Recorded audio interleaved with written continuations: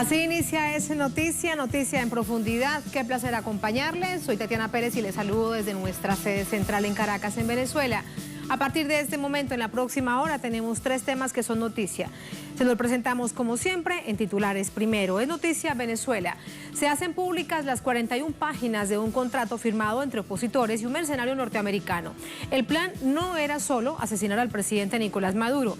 Su fin era generar caos y destruir esta nación. Les presentamos detalles de este contrato base de un intento de incursión armada que comenzó el pasado domingo. Segundo tema que es noticia, Colombia. Mucho tiempo ha pasado, pero nunca será tarde para las víctimas. Esta semana fue presentado el Plan Nacional de Búsqueda de Personas Desaparecidas por el conflicto armado, extenso conflicto armado. El desafío es enorme porque son más de 120.000 los desaparecidos en 50 años de conflicto, una cifra mayor a las dictaduras del Cono Sur. ¿Por dónde comenzar? Vamos a conversar con un experto al respecto. Tercer tema que es noticia, Estados Unidos. Se cumplen 2 años desde que esta nación se retiró del acuerdo nuclear del G5+1. 2 años de sanciones unilaterales contra Irán, bloqueos, tensiones en Oriente Medio, el asesinato del general Qasem Soleimani. Repasamos los hechos, miramos cuál es la situación actualmente. De Noticia que así comienza. Bienvenidos, bienvenidas.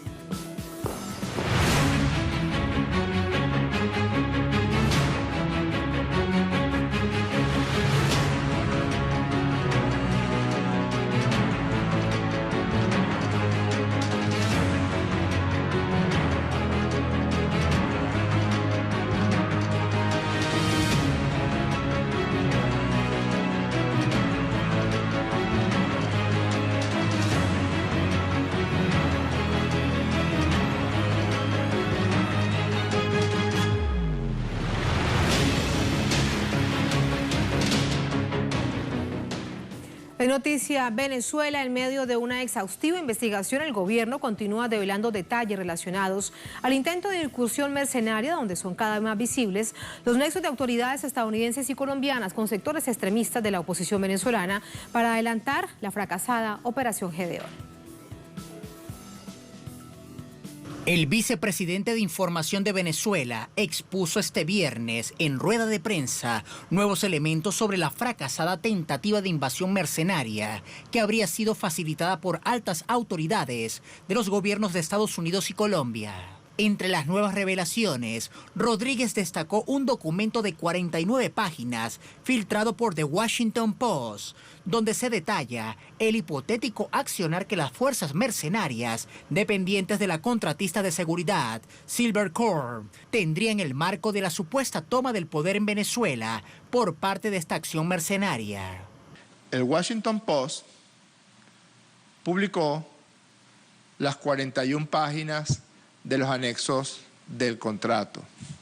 Son 41 páginas con 3 adendums, con 3 archivos anexos al contrato. El dirigente remarcó el evidente sesgo autoritario de la operación, donde no se contempla en ninguna de las numerosas cláusulas contractuales referencia alguna al Estado de Derecho, ni menciones al respeto de los derechos humanos o garantías procesales. La institucionalidad democrática de la República, los poderes públicos establecidos, el poder judicial, el poder legislativo, el poder ejecutivo, el poder moral desaparecen y todo el país queda en manos de estos 4 delincuentes.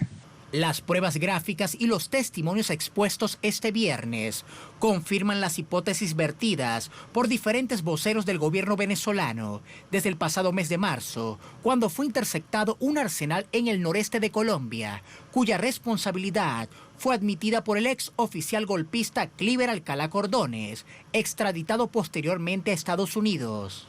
La publicación del documento, que contiene las firmas de 3 dirigentes de la oposición venezolana y del mercenario estadounidense Jordan Goodreau, cuya veracidad habría sido comprobada por expertos en grafología, serían el soporte jurídico para adelantar una eventual demanda judicial ante organismos internacionales por este intento de desestabilización hacia un gobierno electo democráticamente. Durante esta jornada ha hablado el presidente de Estados Unidos, también el presidente de Colombia, que han dicho directamente implicados en esta incursión armada mercenaria que ha fracasado, conocida como la Operación Gedeón. Le preguntamos de esto a Leonel Retamal desde nuestra sala de noticias. Leo, buenas noches, adelante. Tatiana, ¿qué tal? Muy buenas noches. Saludar también a toda la audiencia. Bueno, son detalles que están ocurriendo en este momento. Esta conferencia que hacías mención en la nota previa ocurrió durante la tarde con detalles a fondo de este contrato que habrían firmado, donde están las firmas, las rúbricas de estas personas, y el ministro de Comunicación detallaba lo que hay aquí. Como tú dices, se pronunció durante la mañana el presidente de Estados Unidos diciendo que en la línea de lo que ya venía planteando durante la semana junto a Mike Pompeo también, diciendo que ellos no tenían nada que ver, que no estaban al tanto, y que si hubieran tenido que ver, habría sido directamente con nombre su intervención, que sería una invasión y sería a través del ejército de Estados Unidos. Esto lo dijo en conversación con medios estadounidenses vía telefónica este viernes durante la mañana, así que pasamos a revisar ese sonido. No sé mucho de este asunto. Fue un pequeño grupo que fue allá, muchos venezolanos y algunos de otras nacionalidades. Vi las fotos en la playa y obviamente no fueron liderados por el general George Washington. Este no fue un buen ataque. Creo que fueron capturados antes de tocar tierra. Yo no sé nada de eso y el gobierno no tiene nada que ver con eso de ninguna forma. Tengo que averiguar qué fue lo que pasó. Si nosotros alguna vez hiciéramos algo con Venezuela, no sería de esa forma. Sería un tanto diferente. Sería una invasión. Bueno, ahí lo dice el propio presidente de Estados Unidos, y otra de las personas que el gobierno venezolano acusa directamente de estar implicado, y no solo por este evento de lo que viene ocurriendo desde el domingo 3 de mayo, sino también por reiterados intentos de desestabilización hace por lo menos 2 años y más, es que Colombia actúa como plataforma de entrenamiento que da cobijo a estos grupos que se entrenan para efectuar actos violentos aquí en Venezuela. El año pasado, por ejemplo, para citar los casos más recientes y que tienen conexión con este caso, la vicepresidenta Delcy Rodríguez entregó las coordenadas exactas de 3 campamentos de entrenamiento ante la Asamblea General de Naciones Unidas. Esos campamentos son los que estaban siendo entrenados por estos mercenarios estadounidenses. Hay videos que ya están dando vueltas de cómo era ese lugar, hay testimonios también de los estadounidenses capturados, de las labores que ellos ejercían en estos lugares, y esto todo era en Colombia. Hay también informaciones que ha develado el gobierno venezolano respecto al apoyo del ejército, de los cuerpos de inteligencia colombianos que prestaron apoyo y soporte a estos grupos. Sin embargo, el presidente Iván Duque ha descartado su participación, lo hizo hoy en una entrevista. Escuchemos cómo lo decía el propio presidente de Colombia. Yo no auspicio ni invasiones ni ningún tipo de triquiñuelas. Yo obro de frente porque soy un defensor de la democracia, porque creo en la Carta Democrática Interamericana. Bueno, así está la situación en este momento. Se han pronunciado después casi de 5 días. Han habido pronunciamientos directos de parte de Estados Unidos y Colombia, 2 de los principales implicados, y las autoridades venezolanas van a seguir entregando datos de cómo avanza la investigación y de cómo se produce la captura de posibles elementos mercenarios que estén dispersos. El fiscal de Venezuela, Tatiana, para concluir, señaló que hoy en rueda de prensa señaló que ya son 31 detenidos los que están procesados por cargos de terrorismo, de conspiración con gobiernos extranjeros, asociación para delinquir, en fin, una lista larga de cargos por los que serán investigados y están formalizados, y además hay orden de aprehensión para otras 22 personas aquí en Venezuela y también para los firmantes de este documento a través de orden de Interpol con código rojo para dar con su captura. Así que eso es lo que ha ocurrido el día de hoy aquí en Venezuela. Tatiana. Día noticioso como toda esta semana en Venezuela. Gracias, Leo. Buenas noches. Buenas noches. Y también, como lo han visto ustedes esta semana, nos quedamos con el análisis. Después de esta información, nos acompañan a Cristina Bracho, ella es abogada, es magíster en Derecho Público y Derechos Fundamentales, nos acompaña también desde Caracas, aquí en Venezuela. Doctora Bracho, ¿cómo está? Buenas noches. Hola, Tatiana, buenas noches. Muchas gracias. ¿Qué es lo que más le ha sorprendido de estas 41 páginas y de sus adendos que se ha conocido ya durante esta jornada en inglés y en español? Mira, nosotros estamos frente a una situación realmente muy delicada con estos detalles de esta negociación que se ha producido. Yo me niego a que nosotros llamemos contrato, cuyo objeto es terminar un sistema político, es atentar contra la vida de venezolanos, cuyas cláusulas están plagadas de las más atroces rupturas de las normas mínimas del derecho humanitario. Nosotros nos encontramos con los elementos que ya estaba anunciando el vicepresidente Jorge Rodríguez, que es todo este hecho en el cual se pone precio a la cabeza del mando revolucionario, pero al hacer una lectura del documento nos damos cuenta de muchos otros elementos. Por ejemplo, que a los efectos del contrato para ellos es un sinónimo la salida o la eliminación de las principales figuras del gobierno, al igual que se fija la posibilidad y se hace un llamado a la eliminación de estos y de sus colaboradores civiles o militares, cuando en derecho humanitario hay una prohibición estricta de atentar contra la vida y contra los derechos de los civiles. De igual forma, nosotros observamos que este contrato tiene una duración de 450 días que van a empezar a contarse en el momento en el que se logra esa eliminación, como le dicen ellos, del gobierno de Venezuela. Ese es un periodo que nosotros debemos alertar, porque ellos allí hablan de una supuesta estabilización de Venezuela, en la cual habría que este cuerpo, recordemos que ellos están hablando de una cadena de mando, en la cual hay varias figuras. Hay una figura venezolana que está representada por Juan Guaidó, y del resto tenemos unas figuras extranjeras que tienen dotes de comando y de decisión en las operaciones. En esta fase que ellos tienen, ellos dicen que independientemente que se logre la eliminación del presidente y de las autoridades por la vía de la ejecución del contrato, o que esto sea objeto de la renuncia del presidente o una salida por cualquier otra forma, el contrato va a incluir esa fase donde ellos dicen hay que trabajar en la estabilidad, para lo cual se fijan algunos procedimientos y algunas cosas muy específicas. Por ejemplo, este prestador privado y extranjero tendría la autoridad para detener y tener presos personas venezolanas, lo que realmente es una cosa absolutamente contraria al estándar mínimo de los derechos humanos, que prohíbe cualquier acción de aprehensión de una persona por un sujeto distinto a un funcionario del Estado que tenga la competencia. Doctora Bracho, permítame, le pregunto algo con respecto al objetivo a eliminar. Según el contrato, cualquier persona es un objetivo a eliminar dentro de Venezuela, según ese contrato.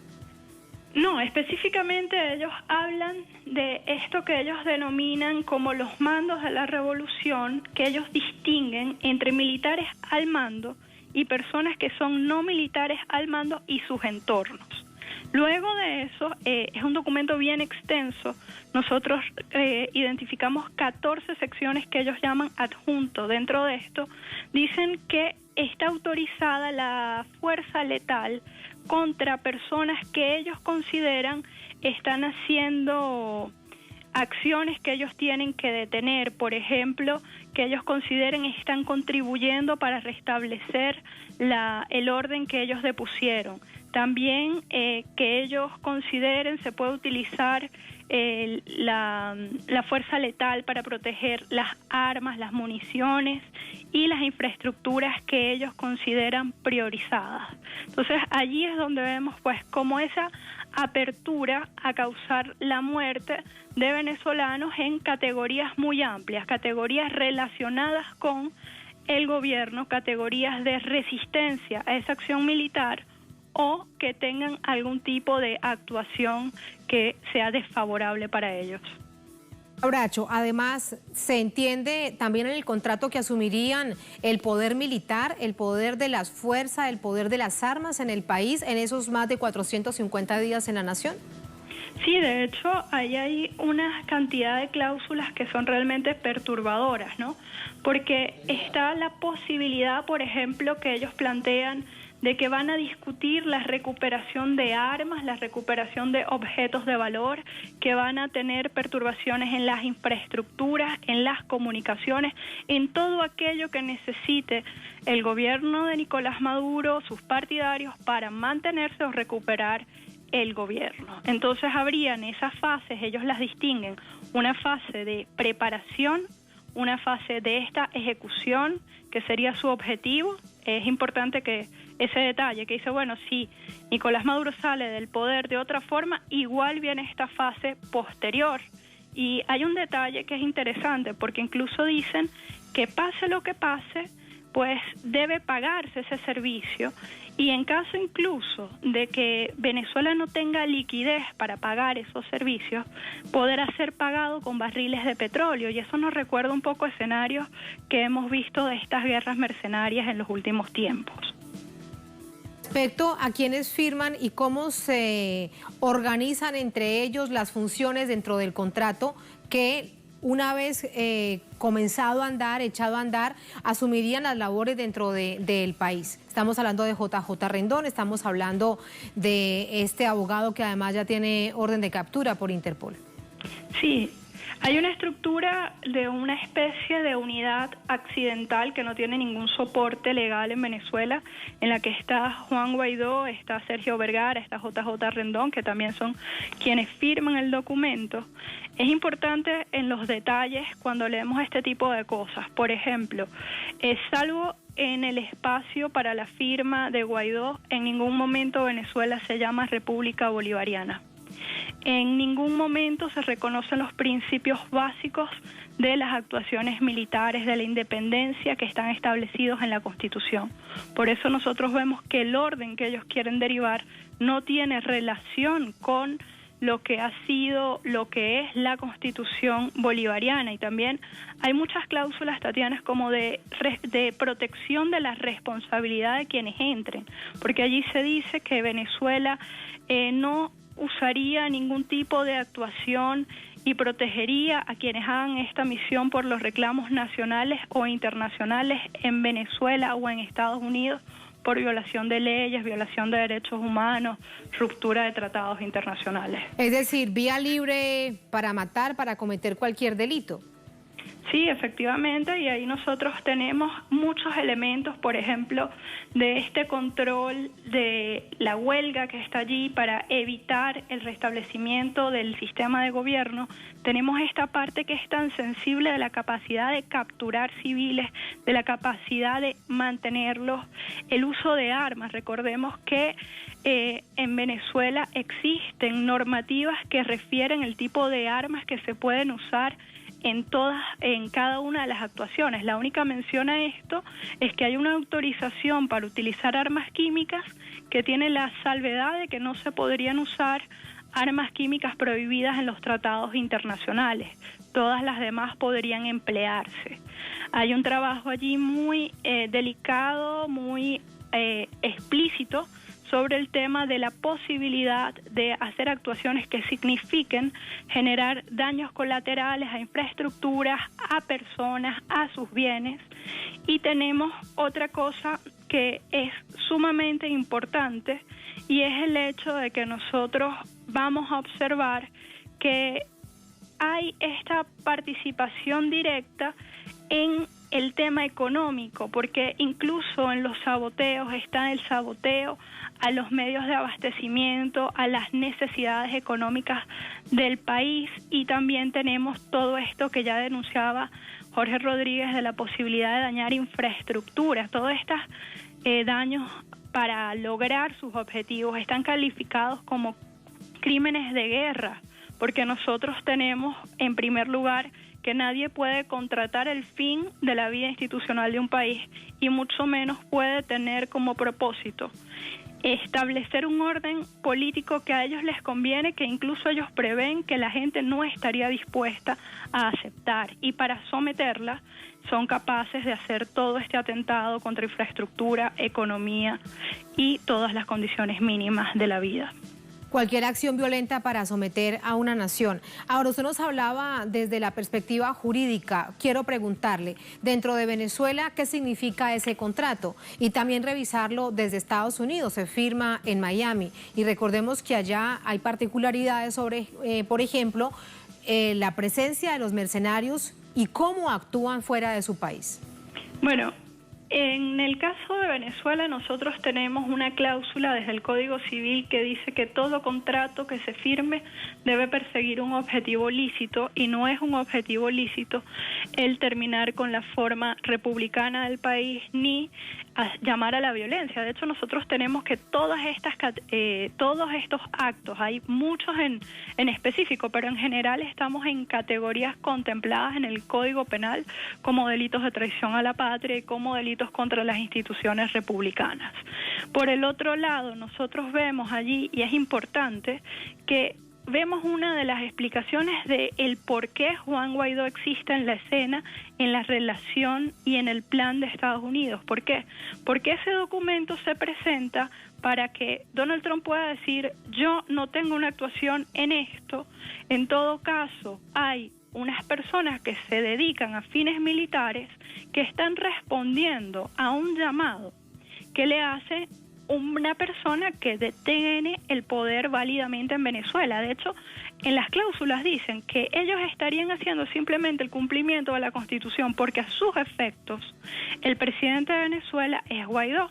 Y ahí es que nosotros debemos insistir en que esto es una práctica de falso derecho, como todas aquellas que se han desarrollado desde el 23 de enero del 2019.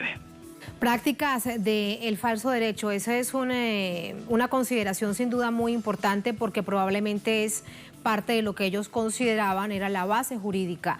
Y a esto deberíamos sumarle también el TIAR, doctora Bracho. Desde el año pasado la OEA tenía una gran insistencia en que se reactivara. Sí, nosotros estamos viendo que esto es como esa manifestación que habían hecho de todas las cartas sobre la mesa y al mismo tiempo de buscar el mecanismo para deponer el gobierno de Venezuela que resulte menos costoso en términos de operación militar y menos costoso en el hecho de legitimar esa acción que se hace, porque muy bien lo veíamos ahora. Hoy hay una declaración que dice: si directamente hubiese una actuación de Estados Unidos sobre Venezuela, para ellos sería una invasión, pero jurídicamente eso sería una agresión, y la agresión es un delito en los términos que está consagrado en el Estatuto de Roma. Y me queda algo por preguntarle con respecto a esa misma declaración del presidente Trump. Lo decía hoy, lo decía también la víspera. No hemos participado directamente, pero sí indirectamente es probable que suceda, y bueno, los ejemplos están llenos en la historia de las invasiones de Estados Unidos. Ahí quiero preguntarle particularmente su visión. Sí. Nosotros vemos esos elementos en los que se repiten, por eso te decía, Tatiana, sí, la importancia, por ejemplo, de esa cláusula que dice: si Venezuela se queda sin dinero, paga con petróleo, porque eso nos recuerda a los escenarios que hemos visto, lo que pasó en Libia después de esa invasión. Simplemente hay un cobro por una operación militar en la cual los intereses del pueblo no forman parte, los derechos humanos no forman parte de bienes a restablecer. Se busca restablecer la hegemonía de Estados Unidos en un territorio que ha resultado rebelde, capaz de resistir una invasión mercenaria con una población civil pescadora, como veíamos ahorita. Eso es un ejemplo a quitar si quieres continuar una práctica hegemónica en el mundo. Una práctica que lo hemos visto con tantos ejemplos y que hoy siguen vigentes. Dice el fiscal general de Venezuela, doctora Bracho, que se les implicará por distintos delitos: terrorismo, asociación para delinquir, conspiración, etcétera, etcétera. Sobre los dos norteamericanos que fueron primero capturados por este grupo de pescadores en las playas de Chuao y luego entregados a las autoridades, los delitos que pesarán sobre ellos. Nosotros tenemos allí que existe lo que se denomina un concurso de delitos, es decir, una actuación puede significar la violación simultánea de varias leyes en Venezuela. Nosotros estamos viendo elementos de la ley de la delincuencia organizada, porque tenemos un grupo destinado a un fin delincuencial. tenemos un movimiento extraño del financiamiento, que es otro de los temas que está viendo en las noticias y que denunciaba enfáticamente el gobierno de Venezuela, y también tenemos todos estos delitos de atentar contra nuestro sistema político. Muchas gracias, doctora Bracho, por esas consideraciones. Buenas noches. Buenas noches. Muy buenas noches. Así nos vamos a la primera pausa en esta emisión de Es Noticia. Al volver, en Noticia Colombia. Mucho tiempo ha pasado, pero nunca será tarde para las víctimas del conflicto. Esta semana fue presentado el Plan Nacional de Búsqueda de Personas Desaparecidas por este conflicto armado interno. El desafío es enorme porque son más de 120.000 los desaparecidos en 50 años de conflicto, una cifra mayor a las dictaduras del Cono Sur. ¿Por dónde comenzar? ¿Cómo hablar de verdad, justicia, reparación y garantías de no repetición? Vamos a consultarlo con una experta al volver en Noticia.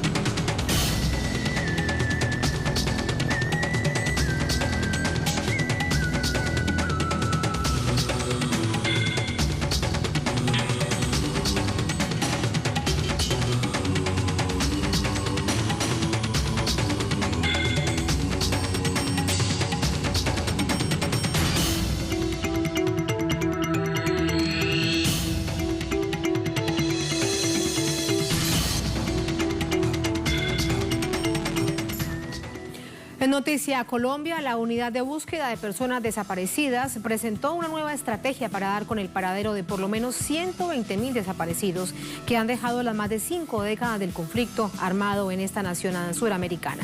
Detalles a continuación. El Plan Nacional de Búsqueda es el nombre de la nueva hoja de ruta para la búsqueda humanitaria y extrajudicial de las víctimas de la violencia en Colombia, presentada esta semana por la directora de la UBPD, Luz Marina Monzón.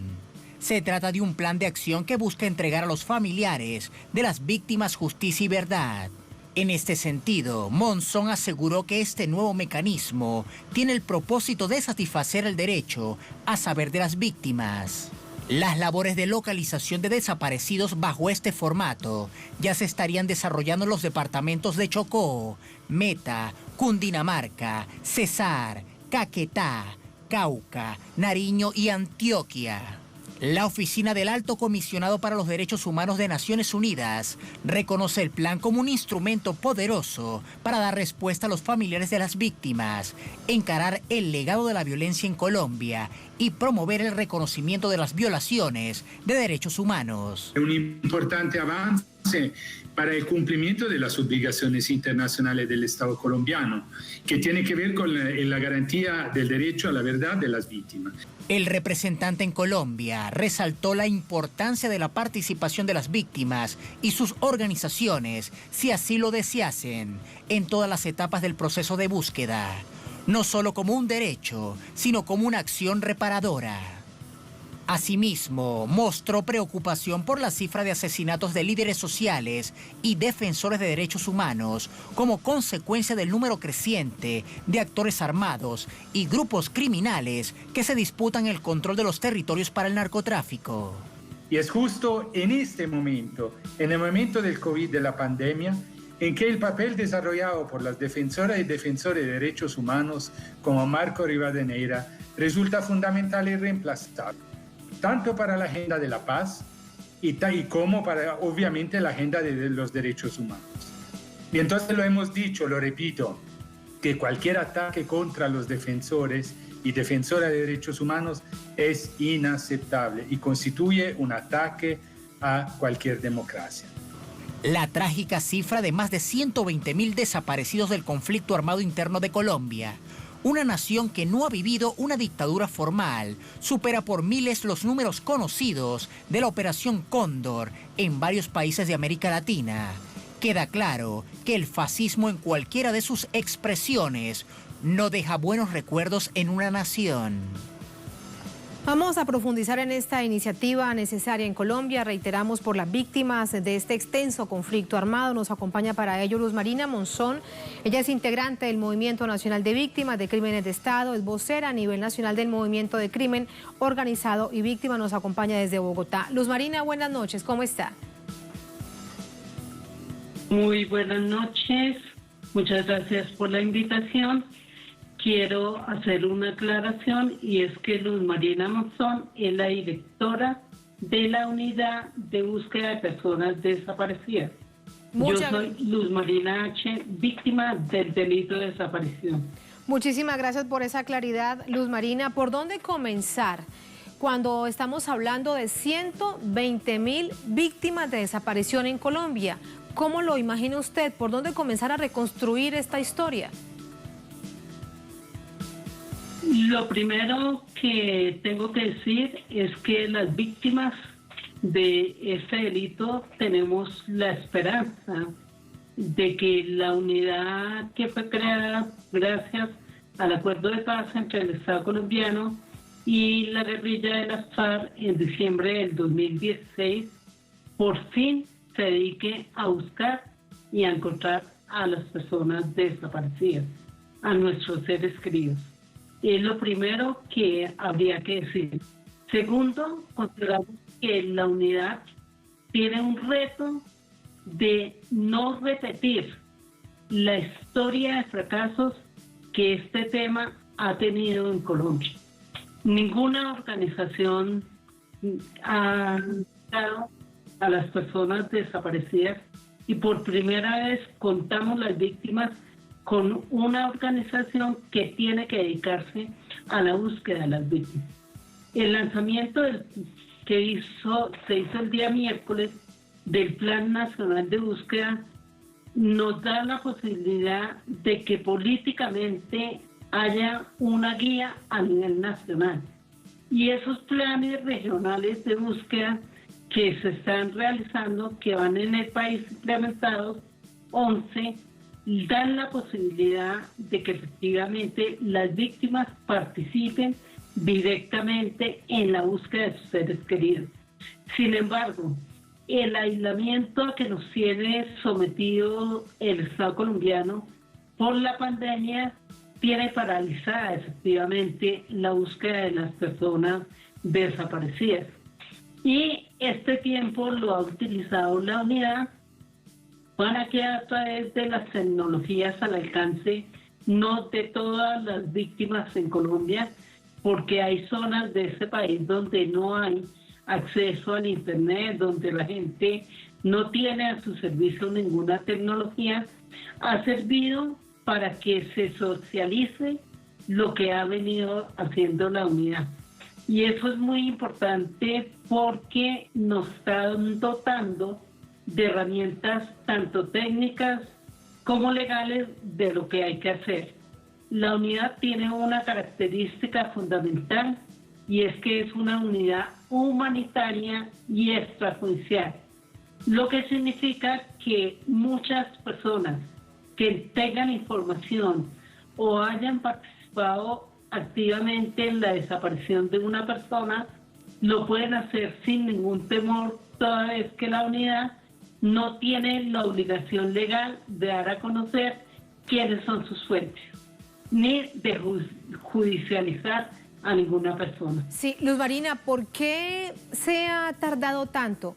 Y no solamente me refiero a la misma institucionalidad, me refiero a todo Colombia, al Estado, incluso a la propia población civil, que pareciese que esto no existiera, pero siempre ha estado allí. Más de 120.000 víctimas de desaparición en el marco del conflicto armado. ¿Por qué cree usted que se ha tardado tanto para llegar a este punto y comenzar a conocer esta verdad? Se ha tardado mucho en la medida que para el Estado colombiano las víctimas de desaparición forzada no le han interesado. El Estado colombiano se encargó más de que la opinión pública colombiana tuviera que ver con el tema del secuestro mientras se ocultaba el tema de la desaparición forzada. Al igual que en otros países de América Latina, la desaparición forzada empezó a suceder en la década de los 80. Incluso un poco más atrás, en Colombia, la primera persona desaparecida fue una bacterióloga de la Universidad Nacional que tenía 3 meses de embarazo el 13 de septiembre de 1977. Y hasta finales de la década del 80, las personas desaparecidas eran fundamentalmente opositores políticos. Como ese fue el origen de la desaparición, al Estado colombiano nunca le interesó reconocer efectivamente este delito. Y tiene que ver con la fecha en que fue expedida la ley que por primera vez reconoce que hay en Colombia personas desaparecidas, y fue en el año 2005.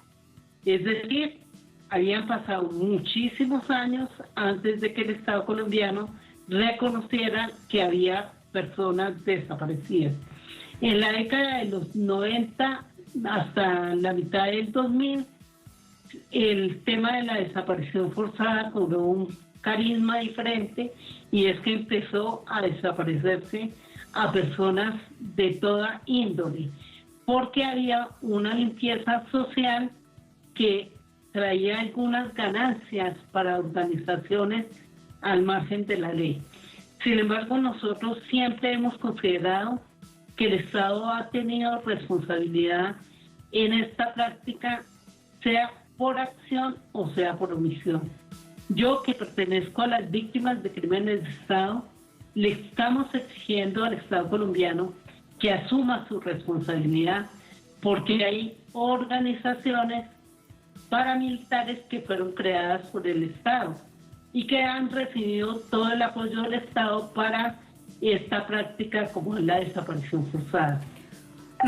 Sí, Luz Marina, aquí además hay algo también en el marco de la coyuntura y del conflicto armado interno que lamentablemente no termina después de la firma de la paz entre el Estado colombiano. En ese entonces lo encabezaba el gobierno del presidente Santos y la ex guerrilla de las FARC-EP. ¿Se sigue la práctica de la desaparición forzada en Colombia? Sí, señora. Esta pandemia ha hecho que los casos de desaparición forzada en el Cauca, en Antioquia, en el Putumayo, se sigan presentando. Y lógicamente no hay una reacción efectiva de las autoridades, y en este caso de la unidad, primero porque la unidad no tendría competencia, y las autoridades argumentan que el aislamiento les hace muy difícil su labor. Pero sí se sigue presentando con una característica fundamental, y es que antes el Estado colombiano responsabilizaba a la guerrilla de las FARC de todo lo que pasara. Ya la guerrilla se desmovilizó, pero surgen nuevos grupos que tienen que ver mucho con el narcotráfico, del cual también se benefician algunos sectores de la sociedad colombiana. Entonces, es sencillamente descalificar esas acciones, y sin embargo en el último tiempo el presidente de la República, el señor Iván Duque, desde hace 3 meses se ha dedicado a limpiar su imagen, pero nunca ha rechazado lo que viene sucediendo en el tema de violencia en Colombia. En la pandemia tenemos más de 25 personas asesinadas y aproximadamente 12 desaparecidas, y el Estado colombiano no ha colocado ninguna atención. Es como si no le importara. Luz Marina, personas desaparecidas, 12, ¿en qué partes del país, en qué partes de Colombia se ha registrado esta situación? Lamentablemente no lo vemos registrado en los medios locales colombianos. Bueno, nosotros tenemos una crítica al papel que cumplen los medios masivos de comunicación, porque hay temas que ellos nunca manejan.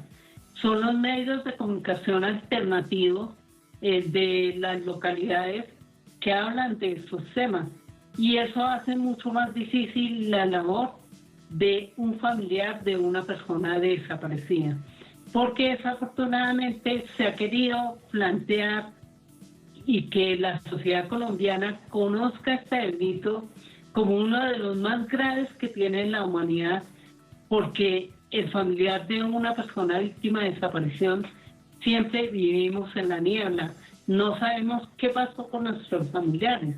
Yo soy víctima desde hace 33 años, 5 meses y 18 días, y es el dolor continuo de no saber qué pasó, quién se benefició con esa desaparición. Y al igual que lo que yo sentimos todas las familias de esas personas de las cuales no tenemos ninguna información.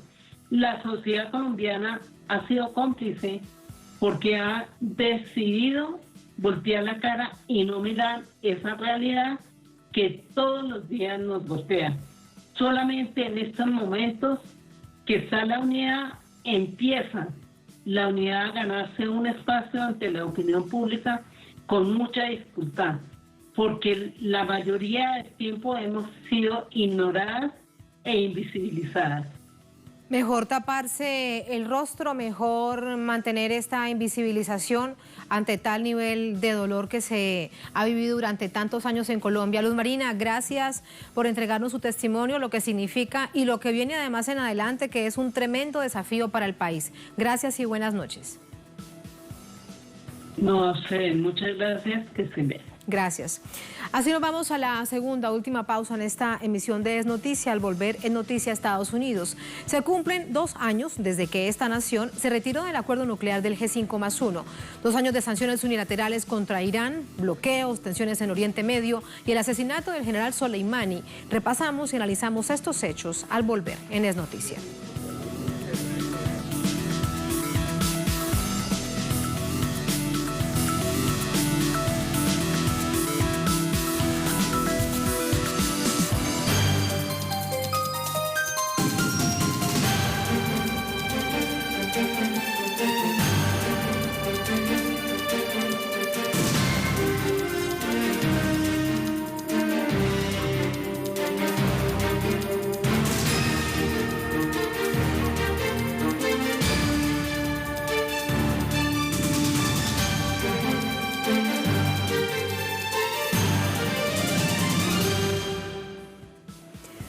En Noticia Estados Unidos, se cumplen 2 años desde que el gobierno del presidente Trump se retiró unilateralmente del acuerdo nuclear G5+1. ¿Qué ha significado para las tensiones geopolíticas, en particular para Irán y Oriente Medio? Lo revisamos. El 8 de mayo de 2018, el presidente Donald Trump, dando cumplimiento a su promesa de campaña, dio por concluido de forma unilateral el acuerdo nuclear internacional con Irán. A partir de ese momento, comenzó una escalada de agresiones contra el pueblo islámico. El acuerdo fue negociado tan pobremente que incluso si Irán cumple plenamente, el régimen todavía puede estar al borde de una ruptura nuclear en un corto periodo de tiempo.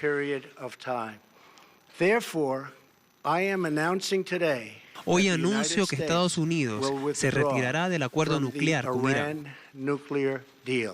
Trump, con esa decisión, concretó su retórica anti-iraní, que impulsó desde su campaña electoral en 2016 y consolidó sus agresiones endurecidas por sanciones unilaterales, bloqueo económico, violaciones al espacio aéreo iraní y el asesinato de líderes del gobierno islámico.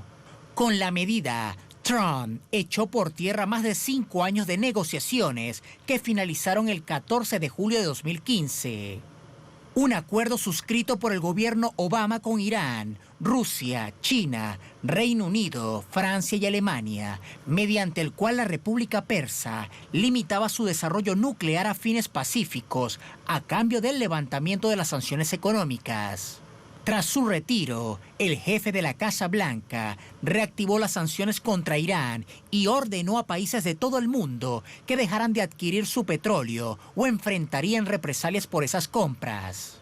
El 3 de enero de este año, en un ataque con drones, Estados Unidos mató al comandante de la Guardia Revolucionaria iraní y líder de la fuerza de élite Quds, Qasem Soleimani, cerca del aeropuerto de Bagdad, la capital de Irak.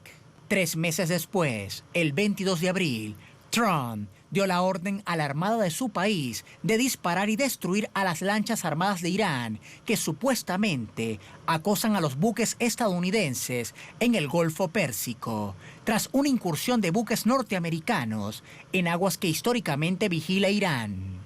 En el contexto de la crisis provocada por la pandemia a causa del COVID-19, el Pentágono y sus aliados mantienen las sanciones a Irán. Ha llegado el momento de que enfrentemos estos retos, y también que enfrentemos también el terrorismo y la coacción en contra de los países y la aplicación de las amenazas militares y que apliquemos el multilateralismo y la colaboración internacional para enfrentar entonces un reto que es real y compartido. Esta experiencia muestra que las potencias mundiales que tienen armas de destrucción masiva no son menos vulnerables, de hecho son más vulnerables a estas enfermedades infecciosas como el coronavirus 19. Desde el gobierno y el pueblo iraní, el mensaje al mundo es claro. La resistencia a la escalada de agresiones es un hecho más en la historia milenaria de esta nación. Un asunto que analizamos de inmediato a propósito de haberse cumplido 2 años de retiro por parte de Estados Unidos de este acuerdo nuclear del G5+1 que tardó más de 5 años en concretarse. Nos acompaña para ello Medea Benjamin, ella es codirectora de la organización Código Rosa de CAUPIN, que lucha por derechos civiles y que dice no a la guerra que promueve Estados Unidos. Nos acompaña desde Miami. Medea, un placer como siempre, muy buenas noches. Buenas noches. Medea, ¿qué ha significado para Estados Unidos? ¿En qué ha cambiado en la política de Estados Unidos haberse retirado del acuerdo nuclear? Todos los países que que formaban parte de ese acuerdo estaban muy contentos con la actuación de Irán, menos los Estados Unidos. Y ahora con lo que ha hecho Trump, eso nos pone en peligro de una guerra con Irán, pone en peligro a los marines, a los soldados que están en el Golfo Pérsico y ponen en peligro todo lo que quiere decir la seguridad nacional, porque eso es una confrontación inventada por Trump. Yo creo que la mayoría de los americanos no quieren otra guerra en el Medio Oriente. Ya estamos harta después de casi 20 años de guerra y queremos vivir en paz. Uno de los hechos más recientes que relatábamos en el informe previo a nuestra conversación es el asesinato del general Khaled Soleimani, una figura clara, emblemática, importante en la resistencia que ha tenido Irán en contra de Occidente. Este hecho también te lo pregunto ahora, ¿qué significó para el gobierno de Trump? ¿Había alguna medición de fuerza interna acaso para pensar en que ese sería un objetivo?